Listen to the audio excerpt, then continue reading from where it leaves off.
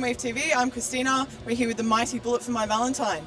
How are you guys going? Good, thank you, very good. How are you? Lovely, lovely. Fan-fucking-tastic. So you guys had a good time at the Metallica queue last night? No, unfortunately. Well, fortunately, we had a gig.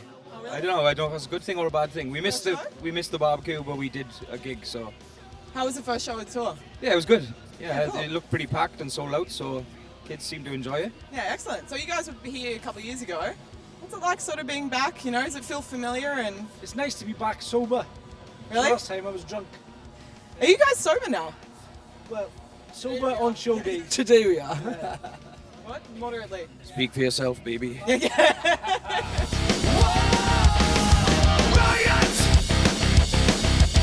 Matt was saying that a lot of the new albums about kind of wild times on the road and all that kind of shit. Did a lot of that happen here? Yeah, a lot of it for me happened here. Probably about 40% of it was here. Yeah?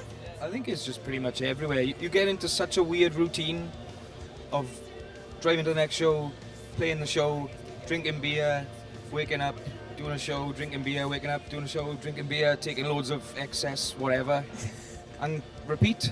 Yeah. So what kind of made it sort of come to a head?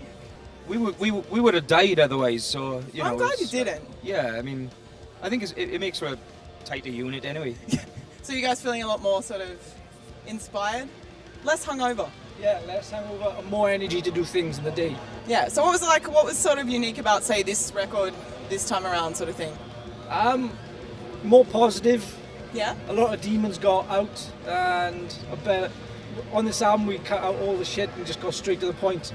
Yeah? You know? So yeah, and it was fun to do. Well, Matt's talked about like the bullet formula. Do you see that there's sort of a bullet formula, if you will, or? Kind of. We just want to evolve, really. We cannot write the same album again. Yeah. So we try and write a fresher sounding album each time.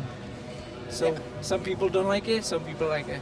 I think when people actually get the record and they listen to it front to back, that's when they think, actually you've got something here, not off the first two singles, you know? Yeah, totally. So, it should be viewed as a cohesive piece.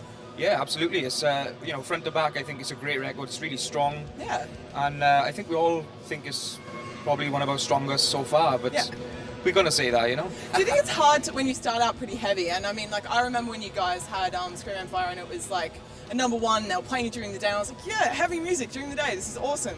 Do you feel like there's a lot of pressure to kind of maintain, you almost have to get more and more brutal, or all the metal people will kind of be, or you have the Metallica effect, which is where you kind of move to a more anthemic sort of sound? Would you say you're sort of aiming more towards that, or? Yeah, we want to move, and you know, it's pointless staying in one part. You know, we've done the Poison now, we've done Screaming Fire, we've done Fever, so what's the point in doing it again, you know? So You're only as good as your last album. Yeah, well, where are you heading towards? rock superstardom. Yeah? Domination. The moon. What's on the bucket list? Like, what do you guys, you know? Do you want to like play on the moon?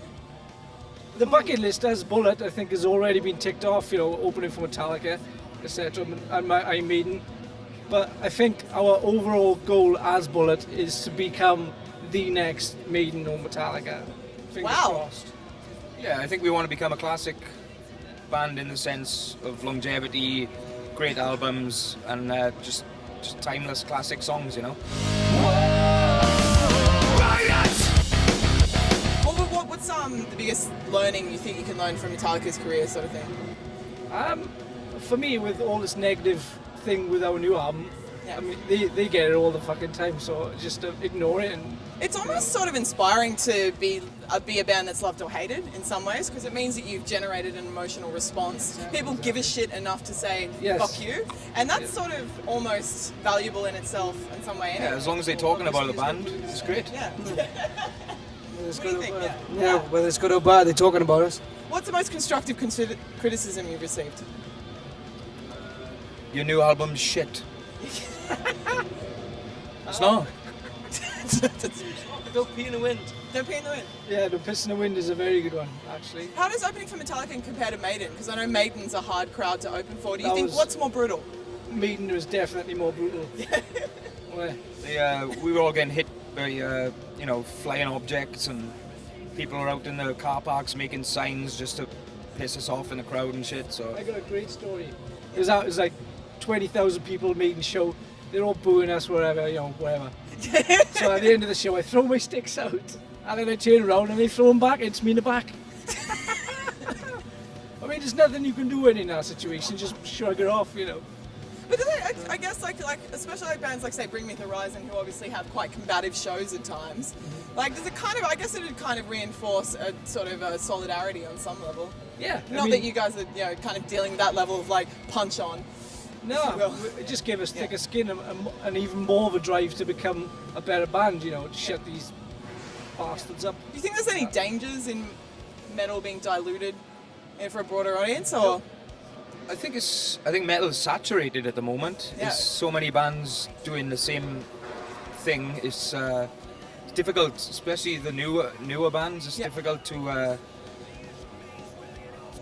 get to Transcend. see an identity between them all. Yeah. But you know, with the classic stuff, I mean, there's always an identity. You guys have a broader audience in the last few years.